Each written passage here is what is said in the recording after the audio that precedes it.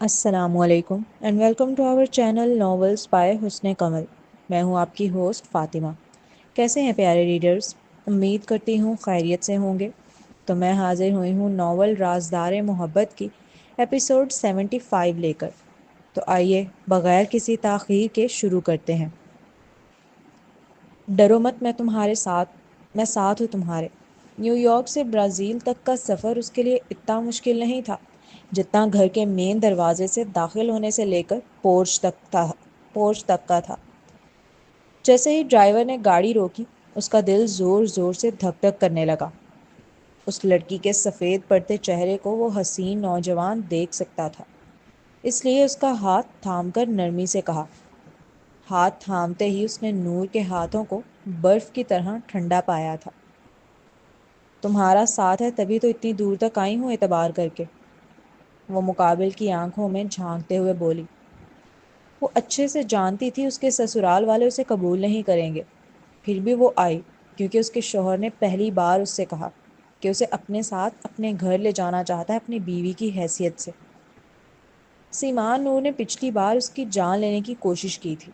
اگر اس کے والد ٹھیک وقت پر نہ آتے تو شاید وہ زندہ بھی نہ ہوتی، لیکن اس کے باوجود آج وہ پھر ان کی چوکھٹ پہ کھڑی تھی، چونکہ اسے اعتبار تھا اپنے شوہر پر کہ وہ مرتے مر جائے گا لیکن اسے ایک کھرونچ تک نہیں آنے دے گا. چلو. شہریار اس کا ہاتھ پکڑ کر ہی اندر داخل ہوا تھا. موم دیکھے میں آپ کی بہو لے کر آیا ہوں، آئزہ تمہاری بھابھی آئی ہے. وہ زور سے اعلانیہ کہتے ہوئے لاؤنج میں آیا تھا، جہاں اسے اور نور کو ساتھ دیکھتے ہی سب کی آنکھیں حیرت سے پھیلیں. وہ سب ناشتہ چھوڑ کر اٹھے. اس لڑکی کو میرے گھر میں کیوں لائے ہو تم؟ سیمان نور اسے دیکھتے ہی آگ بگولا ہو کر چیخیں، جبکہ آئزہ بت سی بن کر نور کو دیکھنے لگی. بہت سے خیالات چل رہے تھے اس کے ذہن میں، جن میں سب سے پہلا آنے والا خیال یہی تھا کہ یہ وہی لڑکی ہے جس کی وجہ سے اس کی زندگی تباہ ہوئی. مجھے نہیں پتا تھا یہ صرف آپ کا گھر ہے، مجھے تو لگتا تھا یہ میرا بھی گھر ہے اور میں جہاں رہوں گا میری بیوی بھی تو وہیں رہے گی نا موم. وہ میٹھا میٹھا طنز کا تیر تھا جو اس نے اپنی والدہ کے سوال کے جواب میں چلایا. تم نے مجھ سے وعدہ کیا تھا کہ تم اس حرام زادی سے خلا کے پیپر سائن کروا لو گے، اس کی والدہ تیزی سے بولیں، وہ بھی نہایت جتاتے ہوئے. نور دماغ تیار کر کے آئی تھی کہ اسے سخت مخالفت دیکھنے کو ملے گی، لیکن یہ اندازہ نہیں تھا کہ اسے منہ پر ہی گندی گالیاں دینا شروع کر دیں گی. اس نے مضبوطی سے شہریار کے ہاتھ کو جو وہ تھامے ہوئے تھی بھینچا. مجھے تو یاد نہیں پڑتا میں نے آپ سے ایسا کوئی وعدہ کیا ہو. سچ یہی تھا کہ اس نے کوئی وعدہ نہیں کیا تھا. اس کی والدہ اور بہن نے اسے فورس کر کے بھیجا تھا اور وہ اس وقت جذباتی تھا، لیکن وہاں جانے کے بعد اپنی بیوی کو دوبارہ دیکھ کر اس کا ارادہ بدل گیا. وہ مرنے کے لیے تیار تھا لیکن اپنی بیوی چھوڑنے کے لیے نہیں. سیمان نور آرام سے، بیٹا ابھی ابھی گھر آیا تمہارا، شہریار کی دادی آہستگی سے کہنے لگی. آرام سے ہو جاؤں؟ کیسے آرام سے ہو جاؤں؟ آپ دیکھ نہیں رہی لے کر کسے آیا ہے اپنے ساتھ؟ اس لڑکی کو تو میں جان سے مار دوں جس نے ہماری عزتوں کا جنازہ نکالا ہے، جس کی وجہ سے ہماری بیٹی عدالتوں کے چکر لگا کر بیٹھی ہے. اس کی وجہ سے میری بیٹی کا گھر تباہ ہو گیا، اس کی پوری زندگی تباہ ہو گئی، اور میرا بیٹا بجائے اسے قتل کرنے کے، اس سے اپنی بہن کی زندگی خراب کرنے کا انتقام لینے کے، الٹا اسے ہمارے سر پہ لا کے بٹھا رہا ہے کہ ہم اس کی عزت کریں، اسے اپنے گھر کی بہو مانیں. سیمان نور کسی صورت نور کو قبول کرنے کے لیے تیار نہیں تھی. وہ نور کا خود اپنے ہاتھوں سے گلا دبانا چاہتی تھی اور اسی نیت سے وہ قریب آئیں، لیکن اس سے پہلے کہ وہ نور کا گلا پکڑتی، شہریار برق کی پھرتی سے نور اور ان کے درمیان کسی دیوار کی طرح حائل ہو گیا. میں آپ کو کتنی بار بتا چکا ہوں نور کی کوئی غلطی نہیں تھی اس حادثے میں، اسے وہاں دھوکے سے بلایا گیا تھا. شہریار دو ٹوک انداز میں اپنی والدہ کے روبرو کھڑے ہو کر کہہ رہا تھا. دھوکا؟ کیسا دھوکا؟ کیا پاکستان میں ان دونوں کا افیئر نہیں چل رہا تھا؟ کیا یہ وحشیہ ہوٹلوں میں ملنے نہیں جاتی تھی الیان سے؟ کسی بھی مرد کے لیے اپنی بیوی کا داغدار ماضی سننا آسان نہیں ہوتا، چاہے وہ کتنا ہی محبت کرنے والا کیوں نہ ہو. اس کے لیے بھی نہیں تھا. ہاں یہ ساری باتیں اسے پہلے سے پتہ ہے، لیکن جب سامنے سے کوئی کہتا ہے نا تو مزید چبھن ہوتی ہے. ایسا لگتا ہے کوئی پورے جسم کے ٹکڑے ٹکڑے کر رہا ہو۔ نور نے اپنی ساس کی بات سننے کے بعد فوراً اپنے شوہر کا چہرہ دیکھا۔ اس کا حسین چہرہ انگارے کی مانند سرخ پڑ گیا تھا، لیکن اس نے ہاتھ نہیں چھوڑا۔ وہ بس کچھ لمحے خاموش ہو گیا، جیسے الفاظ تلاش کر رہا ہو۔ یقیناً وہ تکلیف میں آ گیا تھا۔ یقیناً اس کے دل نے گہری ضرب کھائی تھی اپنی والدہ کے منہ سے اپنی بیوی کے لیے اس طرح کے گندے الفاظوں کو سن کر۔ مانا وہ سچ تھا، لیکن کچھ سچ ایسے ہوتے ہیں جنہیں ہم سننا بھی نہیں چاہتے۔ نہیں، میری بیوی کبھی الیان سے ملنے نہیں گئی، اس نے بھرم سے قطعیت کے ساتھ کہا، وہ بھی سر اونچا کر کے۔ اس نے یہ نہیں کہا نور نہیں گئی، نور تو گئی ہوگی ماضی میں، تبھی تو فوٹیج ملی ہے انہیں۔ اس نے کہا میری بیوی نہیں گئی، یعنی میرے نکاح میں آنے کے بعد وہ کبھی نہیں بھٹکی۔ اس کی والدہ بیوقوف نہیں تھی، ایک سیاسی عورت تھی، اور انہیں اچھے سے علم تھا کہ وہ کیا بتا رہا ہے انہیں۔ شہریار بیٹا تم کب آئے؟ ابھی ان ماں بیٹے کی بحث چل ہی رہی تھی جب پیچھے سے آنے والی نرم اور پرجوش آواز پر وہ پلٹا۔ اس کے والد اسماعیل صاحب بڑے مسکراتے ہوئے آ کر اس کے گلے لگے۔ وہ بہت خوش نظر آ رہے تھے۔ نور بیٹا، ویلکم ٹو آور فیملی۔ انہوں نے نہایت شفقت والے انداز میں نور کے سر پہ ہاتھ رکھا تو سیمان نور اور ان کی بیٹی دونوں ہی احتجاجی نگاہوں سے انہیں گھورنے لگیں، لیکن انہوں نے کسی کی نگاہ کی پرواہ نہیں کی تھی۔ شہریار کے والد کی جانب سے ملنے والی شفقت نور کے لیے کافی حیران کن تھی، جو اس کی آنکھوں سے بھی ظاہر ہو رہا تھا۔ ماحول پر گرما گرمی طاری تھی، ایسے میں ان کا آنا کسی ٹھنڈی ہوا کے جھونکے کی مانند تھا، جس کے آنے سے ماحول میں جیسے پرسکونیت طاری ہوتی محسوس ہوئی۔ آپ اس کے سر پہ ہاتھ رکھ رہے ہیں بجائے اسے گھر سے دھکے دے کر نکالنے کے؟ وہ اپنے شوہر سے خاصا ناراضگی کے ساتھ گویا ہوئیں۔ شہریار بہت تھک گئی ہوگی، اسے کمرے میں لے جاؤ، باقی باتیں تو بعد میں ہوتی رہیں گی، نہ تو تمہاری ماں کہیں جا رہی ہے اور نہ میں، جاؤ آرام کرو۔ انہوں نے بڑی نرمی کے ساتھ شہریار کے کندھے پر ہاتھ رکھ کر کہا، جس پر وہ اسبات میں سر ہلا کر اپنی والدہ، بہن اور دادی کے سامنے ہی نور کا ہاتھ تھامے اسے اوپر کی جانب لے گیا۔ یہ آپ نے کیا کیا؟ شہریار اور نور کے وہاں سے جاتے ہی سیمان نور اپنے شوہر کی جانب دیکھ خاصا احتجاجی لہجے میں بولی، وہی جو ایک سمجھدار انسان کو کرنا چاہیے اپنی فیملی کو جوڑے رکھنے کے لیے۔ میں تمہاری طرح جذباتی فیصلے نہیں کر سکتا، نہ ہی عزت کے نام پر اپنے جوان اور اکلوتے بیٹے کو گھر سے نکال سکتا ہوں۔ وہ جو چند ثانیوں پہلے ان کے لہجے میں نرمی تھی، وہ مکمل غائب ہو چکی تھی۔ اب اسماعیل صاحب بھی اب اپنی بیگم کی زبان میں ہی جواب دے رہے تھے۔ فیملی جوڑ رہے ہیں ایک بدکردار لڑکی کو اپنی فیملی کا حصہ بنا کر؟ سیمان نور نہایت طنزیہ لہجے اور احتجاجی انداز میں استفسار کرنے لگے۔ تم اس لڑکی کے بدکردار ہونے کو دیکھ رہی ہو، اور میں اپنے بیٹے کی زندگی کو۔ تم تو الیکشن کی وجہ سے کیمپین میں تھی، تمہیں تو خبر ہی نہیں کہ جب وہ پچھلی بار آیا تھا تو زخمی حالت میں آیا تھا، اسے گولی لگی تھی، اور وہ گولی اس نے اپنی بیوی سے کھائی تھی خود، کیونکہ وہ اسے طلاق نہیں دینا چاہتا تھا۔ تم سمجھتی ہو اس کے جنون کو؟ تم نہیں سمجھتی، تم نہیں دیکھ پا رہی اپنی نفرت سے آگے نکل کر کہ وہ کتنی محبت کرتا ہے اس لڑکی سے، کس قدر پاگل ہے اس کے پیچھے۔ تمہیں پتہ ہے بچوں کی طرح رویا وہ میرے گلے لگ کر رویا تھا پچھلی بار، کہہ رہا تھا خودکشی کے خیالات آ رہے ہیں اسے۔ بیوی کے حقوق نبھانے کی کوشش کرتا ہے تو بہن کا گنہگار، بہن کے حقوق نبھانے کی کوشش کرتا ہے تو بیوی کا۔ وہ تو بری طرح پھنس کے رہ گیا ہے، موت ہی اسے حل نظر آتی ہے ان ساری تکلیفوں کا۔ تب میں نے ہی اس سے کہا کہ ساری ذمہ داریوں اور حقوق ادا کرنے کے بوجھ اپنے سر پہ نہ ڈالے، کچھ اپنے باپ کے لیے بھی چھوڑ دے۔ آئزہ کے لیے میں یہاں موجود ہوں، ہم اس کی دوسری شادی کرا دیں گے، وہ خوش رہے گی، اللہ بہتر کرنے والا ہے، اس کے چکر میں اپنی شادی شدہ زندگی تباہ نہ کرے۔ شہریار ایک بہت ہنسمکھ اور چلبلا سا لڑکا تھا، اپنے ماں باپ کا لاڈلا، اپنی دادی کا لاڈلا، اپنی بہن کا لاڈلا۔ اسے کہاں خبر تھی کہ زندگی اتنے دکھ دے گی کہ موت آسان لگنے لگے۔ سب اپنی اپنی جانب سے فورس لگا رہے تھے، کوئی اس کے بارے میں تو سوچ ہی نہیں رہا تھا۔ اس کا کیا قصور ان سب میں؟ وہ تو محبت کر کے پھنس گیا بیچارہ۔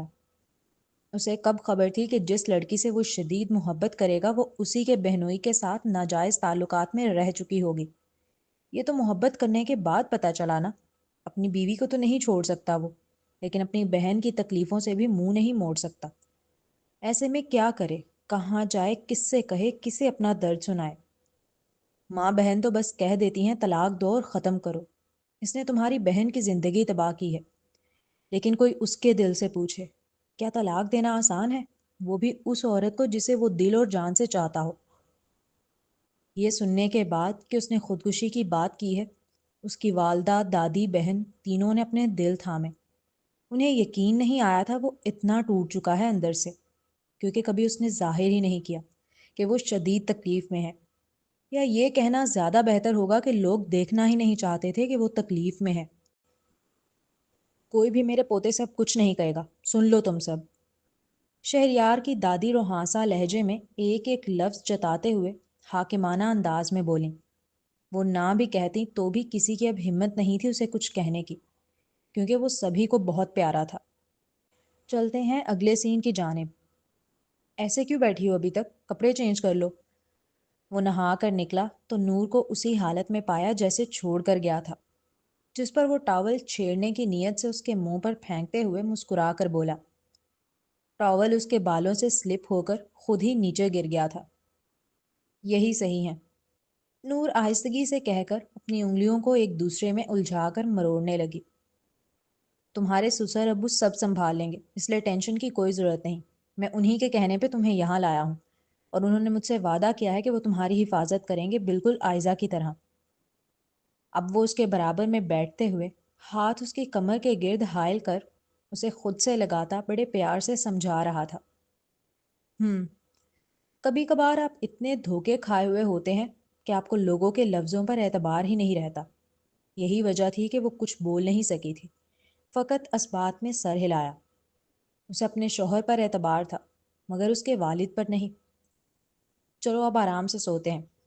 اس کے کہتے ہی نور اسے احتجاجی نگاہوں سے دیکھنے لگی. اس وقت صبح کے 9 بج رہے تھے، اس کے آفس جانے کا وقت تھا. میں بہت تھکا ہوا اور پھر آفس جانے کا میرا ابھی کوئی موڈ نہیں ہے، وہ نرمی سے کہتے ہوئے اب اسے اپنی باہوں کے حصار میں قید کر رہا تھا، جو نور نے محسوس بھی کر لیا تھا. اوکے، اس نے سنجیدگی سے کہا تو شہریار اس کا چہرہ دیکھنے لگا. اتنی سنجیدہ کیوں ہو تم؟ ایک شکوہ ہی تھا جو اس خوبرو نوجوان کے لبوں سے نکلا. کیا کہتی جواب میں کہ بہت مشکل ہے وہ سب بھولنا جو ابھی اس کی ماں سے سن کر آئی ہے.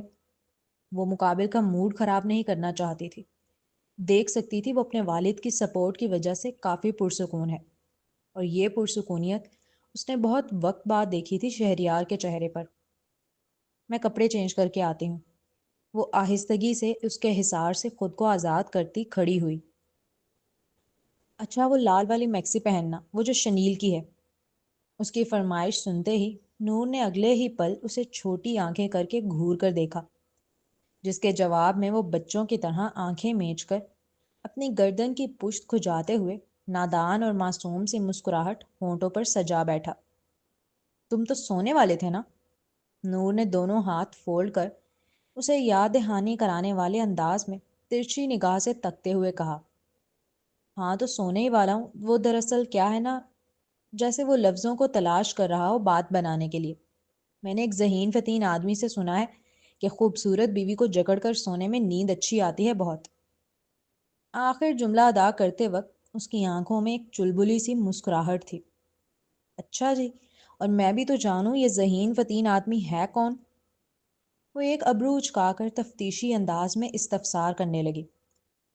پہلے کپڑے چینج کر کے آؤ، پھر آرام سے بتاتا ہوں، اب جلدی جاؤ.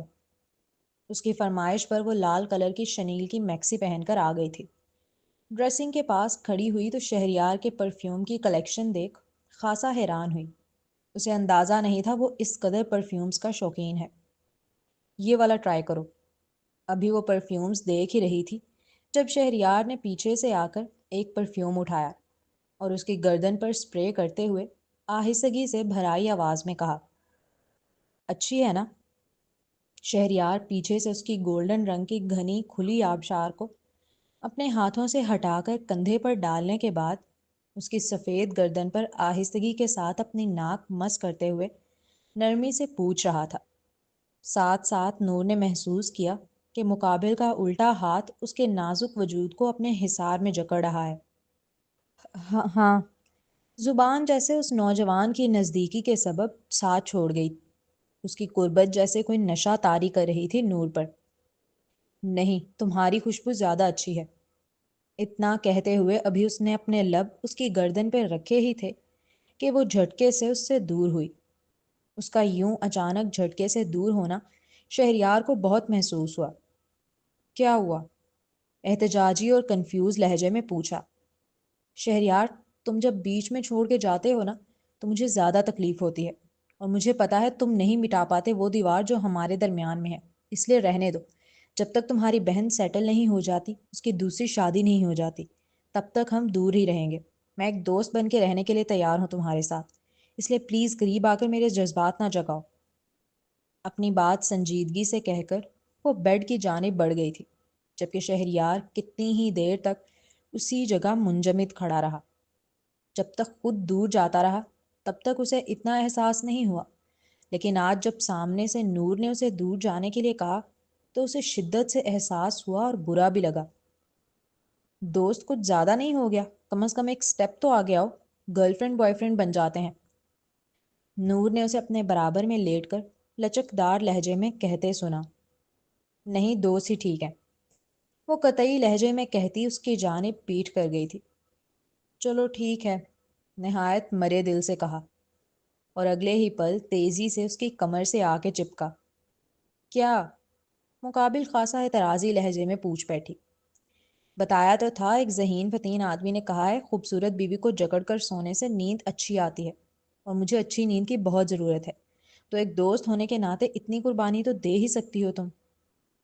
نور کے کان کے پاس منہ لا کر وہ بھرائی اور منتی آواز میں کہہ رہا تھا۔ اور کیا میں جان سکتی ہوں یہ ذہین فتین آدمی کون ہے؟ نہایت سنجیدگی سے استفسار کیا۔ نور کو کوئی اعتراض نہیں تھا اس کی قربت اور نزدیکی سے، وہ بس نہیں چاہتی تھی کہ اس کی ایکسپیکٹیشنز بڑھیں، جس کی وجہ سے اسے تکلیف ہو۔ وہ اپنا دماغ تیار کر چکی تھی کہ جب تک اس کی نند خوش نہیں رہے گی تب تک اسے بھی خوشیوں پر کوئی حق نہیں دیا جائے گا۔ میں شہریار جنجوا راجپوت۔ اس کے کہتے ہی نور نے اسے پلٹ کر گھوری سے نوازا۔ ارے سچ کہہ رہا ہوں، بہت ذہین فتین آدمی ہوں میں، بس تم ہی ہو جو میری قدر نہیں کرتی۔ سوائے ہیکنگ کے اور کیا کر سکتے ہو تم؟ وہ مکمل انڈر ایسٹیمیٹ کر گئی تھی اسے، جس کے جواب میں مقابل معنی خیزی سے مسکرایا۔ اس کی وہ معنی خیز مسکراہٹ بہت کچھ کہہ رہی تھی، بہت سی انکہی باتوں کو بیان کر رہی تھی، بہت سے رازوں کے پردے ڈھانکے ہوئے تھی، لیکن وہ نادان لڑکی سمجھ ہی نہ سکی، اور سمجھتی بھی کیسے؟ اتنا آسان تھوڑی تھا اسے سمجھ لینا۔ صحیح کہا، میں معصوم اور کر بھی کیا لوں گا؟ دنیا جہاں کی معصومیت چہرے پر سجائے، اب وہ اس کے نازک وجود کو اپنی باہوں کے دائرے میں قید کر اس کے کندھے پر اپنی ٹھوڑی جما کر گویا ہوا۔ اور وہ نادان لڑکی کیا سمجھتی ہے؟ کیا وہ ایسے ہی اتنے پرسکون انداز میں اسے اپنی باہوں میں لیے لیٹا ہے؟ ہاں، شاید وہ یہی سمجھتی تھی، چونکہ وہ جانتی ہی نہیں کہ کیا کچھ وہ کر چکا ہے اور کیا کچھ اس کے کیے کے نتیجے میں ہونے والا ہے۔ وہ اس کے نازک وجود کو خود میں بھینچ چکا تھا۔ شہریار، اپنے پاؤں تو ہٹاؤ میرے پاؤں پر سے، بہت بھاری ہیں۔ یہ آخری آواز تھی جو اس کے کانوں نے سنی تھی گہری نیند میں جانے سے پہلے۔ اب اگلا سین۔ دوسری جانب، میم آپ سے مس زویا ملنے آئی ہیں۔ وہ ایکسرسائز کر رہی تھی صبح کی، جب زویا کے آنے کی اطلاع ان کے ملازمہ نے دی۔ زویا؟ پارٹی میں جو کچھ ہوا اس کے بعد بھی اس لڑکی میں ہمت تھی ان کے سامنے آنے کی؟ کیا کرنا ہے میم؟ اس کے آنے کی تیاری کرو اور کیا۔ انہوں نے آنکھیں چلاتے ہوئے نہایت لاپرواہی سے ادا کیا یہ جملہ، لیکن ان کی ملازمہ جانتی تھی ان کے بولنے کا مقصود کیا ہے۔ جی میم۔ وہ ملازمہ ہلکا سا سر خم کر کے فوراً وہاں سے چلی گئی تھی، اور کچھ دیر بعد انہوں نے ایکسرسائز کرتے ہوئے زویا کو آتے دیکھا۔ بلیک کلر کی شرٹ جو ان کے پیٹ تک کو کور کرنے کے لیے ناکافی تھی، اس پر پنک کلر کا چست پاجامہ زیبتن کیے وہ کہیں سے بھی دو جوان لڑکوں کی ماں نہیں لگ رہی تھی۔ بالوں کو جوڑے میں قید کر رکھا تھا، کچھ آوارہ لٹیں اب چہرے پر بکھری نظر آ رہی تھیں۔ ایکسرسائز کرنے کے سبب ان کے چہرے پر کچھ پسینے کی بوندیں چمک رہی تھیں۔ مگر زویا کی توجہ جس نے سب سے زیادہ اپنی جانب اٹریکٹ کی وہ تھی ان کی آنکھیں۔ وہ بالکل آریز جیسی تھی، خطرناک اور گہری، جیسے سامنے والے بندے کو صرف آنکھوں سے ہی چیر پھاڑ دیں گی۔ اتنی شارپ آنکھیں اگر آریز کے بعد اس نے کسی کی دیکھی تھی زندگی میں تو وہ اس کی ماں کی ہی تھیں۔ آریز کی خوبصورتی وراثتی ہے، یہ بات اس نے اسما ملک کو دیکھ کے جان لی تھی۔ السلام علیکم، میں زویا، جانتی تو ہوں گی آپ مجھے؟ جواباً انہوں نے صرف ترچھی نگاہ سے اسے دیکھا، مگر اپنے ہاتھوں سے جھک کر جو وہ اپنے پاؤں چھو رہی تھی اس ایکسرسائز کو جاری رکھا۔ میں ڈائریکٹ کام کی بات پر آتی ہوں۔ زویا ان کا ایٹیٹیوڈ اچھے سے دیکھ رہی تھی، اسے محسوس ہو گیا تھا کہ وہ اس سے بات کرنے میں بالکل بھی انٹرسٹڈ نہیں ہے، بلکہ اسے ایسے ٹریٹ کر رہی ہیں جیسے اپنے گھر کے کسی ملازمہ کو کرتی ہیں۔ اس لیے زویا نے بھی حال چال پوچھنے میں وقت کا ضیاع نہ کیا اور ڈائریکٹ موضوع پر آئی۔ ویسے بھی جو حرکت کل انہوں نے پارٹی میں کی تھی اس کے بعد ان سے سلام دعا کرنے کا زویا کا خود بھی کوئی دل نہیں تھا۔ بولو، نہایت لاپرواہی سے زویا کی جانب دیکھ کر کہا، ساتھ ہی وہ سانس لینے کے لیے رکی تھیں۔ ہماری ڈیل ہوئی تھی کہ میں آریز کو مینٹل ہاسپٹل میں ڈلواؤں گی اور آپ اسے وہاں سے نکلوا کر اپنے ساتھ لے جائیں گی۔ پھر آپ نے اپنا وعدہ کیوں توڑا؟ آپ نے مجھے جھوٹی کال کیوں کی؟ آریز کو آپ نے مینٹل ہاسپٹل سے نہیں نکالا تھا، وہ خود بھاگا تھا وہاں سے۔ زویا کے سوالات سنتے ہی وہ خاتون جو اب تک اسے نہایت لاپرواہی کے ساتھ ٹریٹ کر رہی تھی اس کی آنکھیں گہری ہوئیں اور اب انہوں نے نہایت ہی کاٹدار نگاہوں سے اس کے وجود کو گھورا۔ اور لوگ کہتے ہیں تمہاری یادداشت گئی ہوئی ہے، ماننا پڑے گا لڑکی، تم نے تو آریز جیسے شاطر دماغ انسان کو بھی بالکل پاگل بنا رکھا ہے آج تک۔ ان کے ادا کیے ہوئے جملے زویا کو اس بات کا یقین دلا گئے تھے کہ جو تیر اس نے اندھیرے میں مارا ہے وہ بالکل صحیح نشانے پر جا کر لگا ہے۔ آپ چاہتی تھی آریز مینٹل ہاسپٹل میں ہی رہے تاکہ ارسلان کو فائدہ ہو، اسے پوری جائیداد مل جائے بغیر کسی کمپٹیشن کے۔ آپ نے مجھ سے بھی جھوٹ کہا تاکہ میں یہ سمجھتی رہوں کہ آپ آریز کو اپنے ساتھ لے گئی ہیں۔ ارسلان کے علاوہ اور کون تھا جسے فائدہ پہنچنا تھا آریز کے مینٹل ہاسپٹل میں رہنے یا مکمل پاگل ہو جانے کا؟ اور یہ بات تو زویا شروع سے جانتی ہے کہ اسما ملک ماں ضرور آریز کی ہے لیکن ان کی ساری ممتا صرف ارسلان کے لیے ہے۔ زویا کو فقط اتنا ہی یاد آیا تھا کہ اسے کسی کی کال آئی تھی جس نے کہا تھا کہ وہ آریز کو اپنے ساتھ لے کر جا رہی ہے، اور وہ ایک نسوانی آواز تھی۔ کل جب پارٹی میں انہوں نے اپنا آپا کھویا اور پاگلوں کی طرح اس پر بغیر مہمانوں کی پرواہ کیے چیخنے لگی تو زویا کو سمجھ آ گیا کہ ضرور ان کا پہلے سے کوئی کنیکشن رہا ہے جس کا کھل جانے کا انہیں شدید ڈر ہے۔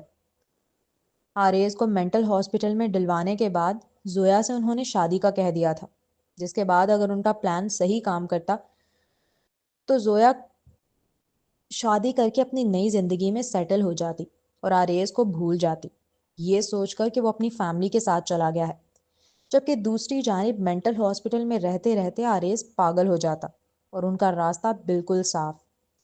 لیکن ان کا سارا پلان خراب ہوا جب آریز مینٹل ہاسپٹل سے بھاگ کر اپنے دادا کے پاس لوٹ آیا۔ دوسری جانب زویا نے بھی شادی نہ کی اور یادداشت جانے کا ناٹک رچا کر خود کو پورے شہر میں بیمار مشہور کر دیا، اور اس ناٹک کی وجہ سے اس کی شادی اتنے وقت تک رکی رہی کہ آریز واپس اس کی زندگی میں پہنچ گیا۔ جہاں آریز اپنے دادا کا دل جیت کر ان کے 50% کا مالک بن کر بیٹھ گیا تھا، وہیں دوسری جانب زویا نے دھوکے سے اس سے شادی کر لی تھی۔ وہ ابھی تک صرف یہ سوچ کر بے فکر تھی کہ زویا کی یادداشت گئی ہوئی ہے اور آریز اس سے ماضی کے بدلے لے رہا ہے، مگر کل جب وہ پارٹی میں ان کے بیٹے ارسلان کے ساتھ آئی تو وہ دم بخود رہ گئیں۔ اگر کہا جائے تو غلط نہیں ہوگا کہ 440 وولٹ کا جھٹکا لگا تھا انہیں ارسلان کی گرل فرینڈ کے روپ میں زویا کو دیکھ کر، اور انہیں تو جھٹکا کھانا ہی تھا، انہوں نے تو پاگل ہونا ہی تھا، کیونکہ انہیں سمجھ جو آ گیا تھا کہ زویا جتنی سیدھی سادھی نظر آتی ہے اتنی ہے نہیں، وہ ان کے ساتھ ڈبل مائنڈ گیم کھیل گئی ہے۔ اس نے نہ صرف آریز کو بلکہ ارسلان کو بھی پھنسا لیا ہے اب تو۔ مقابل کھڑی وہ عورت نہایت بیزاریت کے ساتھ بولی۔ زویا اس عورت کا چہرہ دیکھ کر رہ گئی، کوئی گلٹ، کوئی پچھتاوا، کوئی شرمندگی نہیں تھی اس عورت کے چہرے پر دور دور تک، بلکہ وہ ایسے بات کر رہی تھی جیسے بیزار ہو رہی ہو۔ آپ واقعی ماں بھی ہیں آریز کی یا نہیں؟ اپنے ہی بیٹے کو مینٹل ہاسپٹل میں کون ڈلواتا ہے؟ زویا سے اب مزید برداشت نہیں ہو پا رہا تھا۔ اس کے جذبات متغیر ہو رہے تھے، بکھر رہے تھے، غم و غصہ زور پکڑ رہا تھا۔ وہ دونوں مٹھیاں بھینج کر ان کی جانب دیکھ بپھر کر بولی، جیسے انہیں احساس دلانے کی کوشش کر رہی ہو کہ تم اپنے ہی سگے بیٹے کے ساتھ ایسا کیسے کر سکتی ہو؟ پہلے تو آہستہ بات کرو، بھولو مت کہاں کھڑی ہو اس وقت۔ دوسرا، اتنی دودھ کی دھلی بننے کی ضرورت نہیں ہے تمہیں۔ مینٹل ہاسپٹل میں پہنچانے والا کون تھا یہ یاد ہے؟ یا یادداشت جانے کا ناٹک کرتے کرتے واقعی بھول بیٹھی ہو؟ آخری جملہ انہوں نے نہایت طنزیہ لہجے میں، ناک سے مکھی اڑانے والے انداز میں ادا کیا۔ وہ جملہ جیسے کرارے دار تمانچے کی مانند تھا زویا کے لیے، جس کی تپش اس کے پورے وجود نے محسوس کی۔ لگتا ہے تم واقعی بھول بیٹھی ہو۔ چلو تو پھر میں تمہیں یاد دلاتی ہوں۔ وہ تم تھی زویا جو عدالت میں کھڑے ہو کر بار بار یہ بیان دے رہی تھی کہ آریز نے دبیب کا قتل کیا ہے، تمہارے بوائے فرینڈ کا۔ ان کے نزدیک وہ لڑکی بھول بیٹھی تھی کہ اس نے خود کیا کیا کارنامے انجام دیے ہیں۔ اس کا منہ بند رکھنے کے لیے اسے یاد دلانا بہت ضروری تھا تاکہ وہ خود کو دودھ کی دھلی نہ سمجھے۔ اب وہ زویا کے وجود کے گرد چکر کاٹتے ہوئے اسے یاد دلا رہی تھی۔ آریز کو مینٹل ہاسپٹل سے میں نے نہیں نکلوایا، میں نے مان لیا، کیونکہ پاگل آدمی کو میں کیوں نکلواتی جو لوگوں کو مارتا پھر رہا ہے۔ انہوں نے جیسے اپنا پلو جھاڑا ہو۔ لیکن اسے مینٹل ہاسپٹل پہنچایا کس نے؟ تم نے زویا۔ وہ تم تھی جو عدالت میں کھلے الفاظوں میں یہ بیان دے کر آئی تھی کہ آریز پاگل ہے، اس نے اپنے پاگل پنے میں تمہارے نیو بوائے فرینڈ کو مارا۔ بات ان کی اپنی جگہ بالکل درست تھی۔ آپ کیوں کسی پاگل کو جو لوگوں کو مارتا پھر رہا ہے مینٹل ہاسپٹل سے نکلوائیں گے؟ بھلے وہ آپ کا بیٹا ہو، اگر وہ پاگل ہے تو اس کی صحیح جگہ وہی ہے، اسے ٹریٹمنٹ کی ضرورت ہے۔ ایسے میں وہ گنہگار کیسے ہوئیں اسے مینٹل ہاسپٹل سے نہ نکلوا کر؟ مگر جس نے اسے پاگل نہ ہونے کے باوجود پاگل قرار دلوایا اور مینٹل ہاسپٹل پہنچایا، وہ ضرور اس کا گنہگار تھا، اور وہ گنہگار زویا تھی، اسما ملک نہیں۔ اور اسی بات کا وہ اسے احساس دلانے کی کوشش کر رہی تھی کہ ان کے اوپر انگلی اٹھانے سے پہلے وہ اپنے خود کے گریبان میں جھانک لے۔ زویا اس لمحے اپنے ہونٹوں کو کاٹنے لگی، سمجھ ہی نہیں آ رہا تھا کیا بولے۔ جتنا اس کی یادیں واپس آئی تھیں ان کے مطابق اسے لگ رہا تھا کہ اسے فورس کیا گیا تھا یہ سب کرنے کے لیے، ورنہ وہ کیوں آریز کو پاگل قرار دیتی؟ مانا دبیب کو قتل کیا تھا آریز نے، مگر ضروری تو نہیں ہر قاتل پاگل ہو۔ چلو ایک وقت وہ مان لیتی ہے وہ دبیب کے غم میں تھی اور آریز پر شدید غصہ تھا، اس لیے اس نے آریز کو پاگل قرار دے دیا۔ لیکن صرف اس کی گواہی کی وجہ سے تو آریز کو مینٹل قرار نہیں دے دیا گیا تھا۔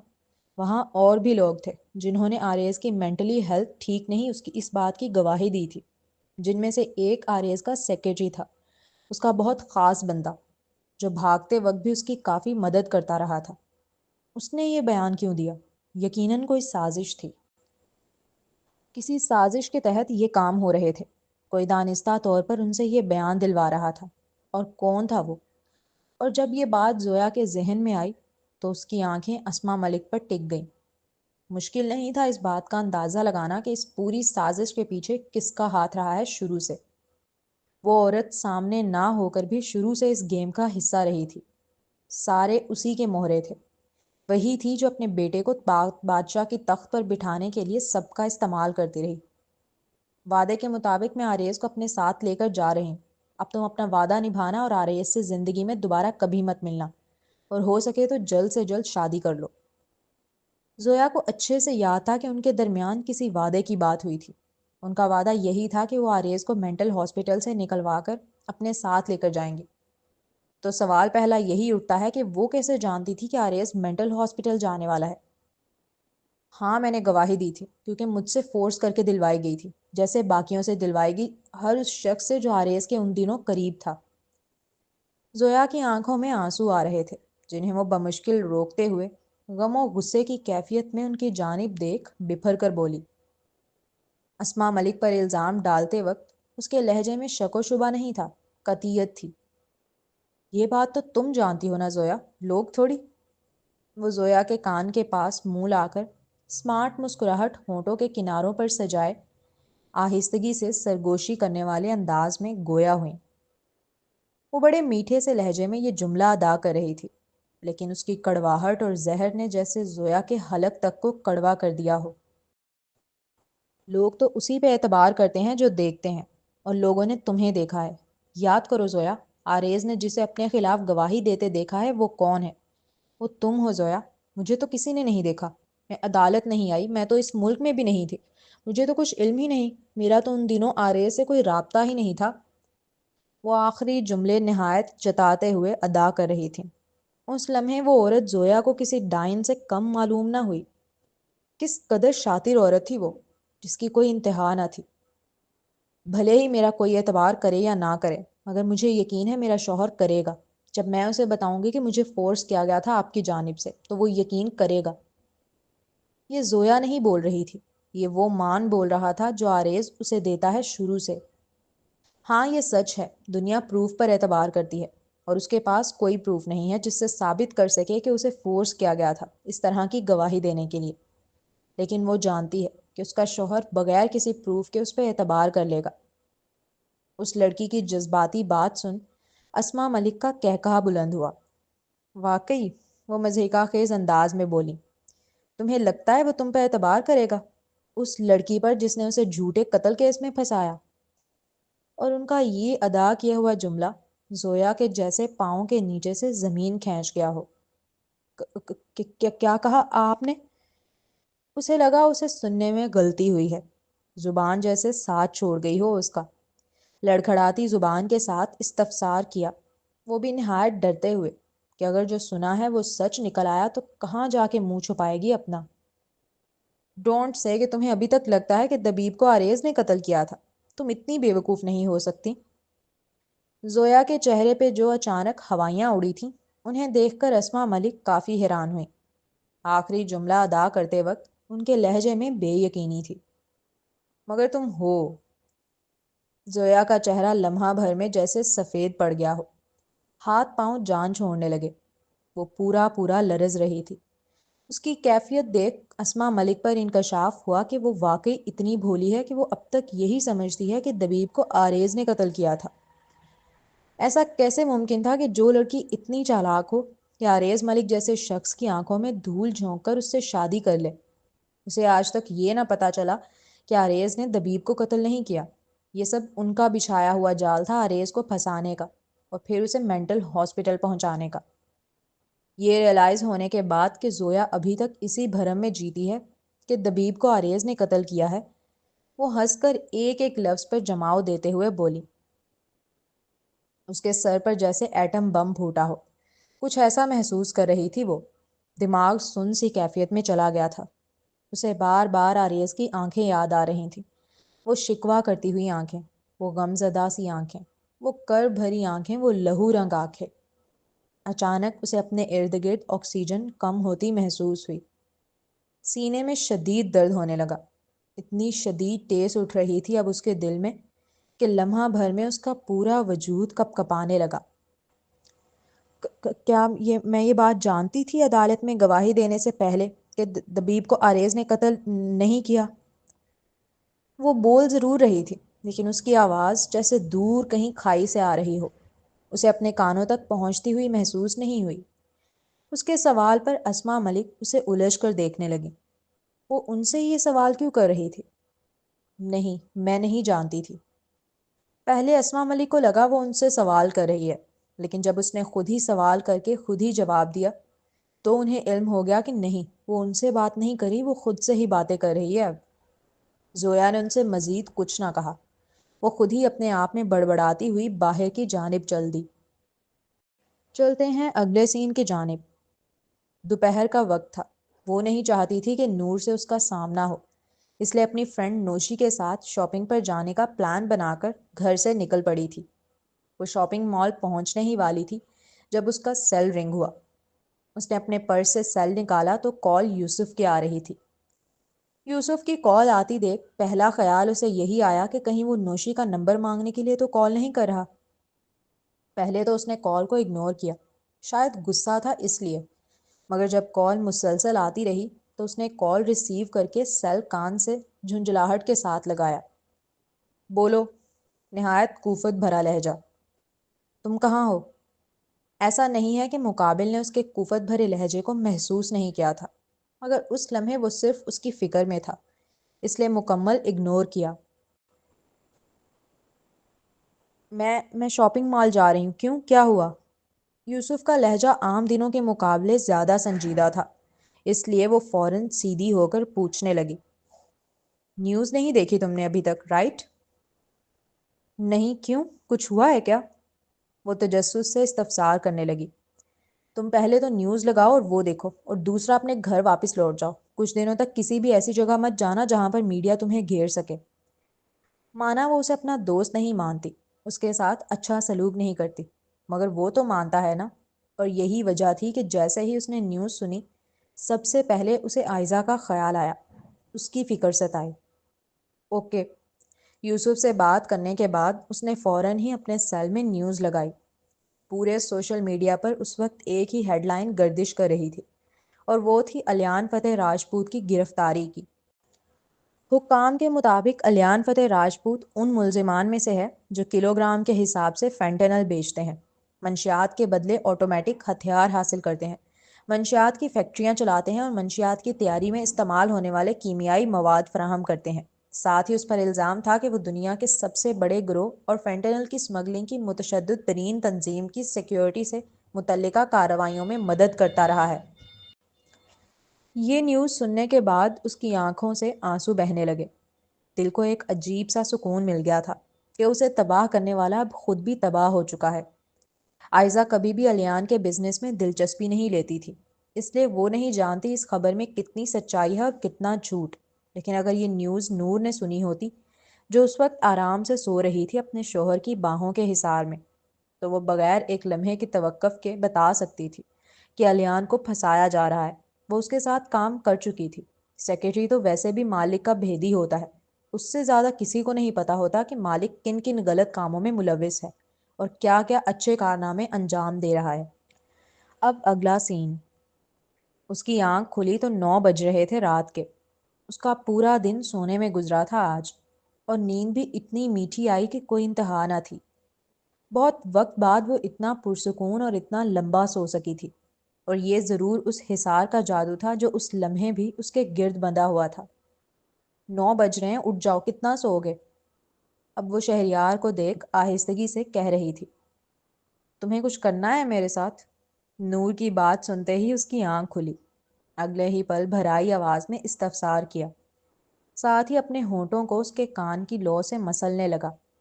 اے سی چلنے کی وجہ سے وہ پوری ٹھنڈی ٹھنڈی سی ہو رہی تھی، جس کا سبب اور مزہ آ رہا تھا مقابل کو۔ نہیں، اس نے فوراً انکار کیا، جس پر اس نے محسوس کیا کہ مقابل نے منہ بسورا ہے۔ تو پھر سونے دو مجھے، کوفت بھرے لہجے میں کہتا وہ دوبارہ آنکھیں بند کر گیا تھا۔ نور کو اب نیند نہیں آ رہی تھی، اس لیے وہ یوں ہی لیٹے لیٹے کمرہ دیکھنے لگی۔ کمرہ کافی خوبصورت تھا، لیکن اس کی خوبصورتی اتنی معنی نہیں رکھتی تھی جتنی یہ بات معنی رکھتی تھی کہ وہ کس کا ہے۔ وہ شہریار جنجوعہ راجپوت کا کمرہ تھا، اور وہ اس کمرے میں اس کی بیوی کی حیثیت سے موجود تھی آج۔ نور کو یہ سب ایک خوبصورت خواب سا لگ رہا تھا۔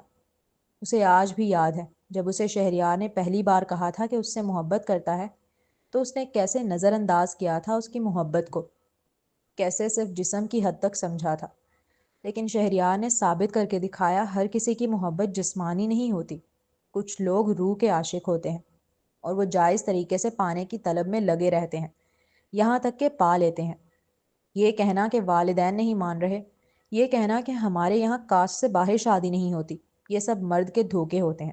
جب وہ یہ جملے ادا کر رہا ہے تو سمجھ جائیں کہ ابھی وہ خود بھی آپ کو لے کر اتنا سیریس نہیں ہوا کہ آپ سے شادی کر لے، یا وہ آپ کو ابھی اس درجے پہ نہیں دیکھتا کہ اپنی شریک حیات بنا سکے اور اپنی عزت آپ کے حوالے کر سکے۔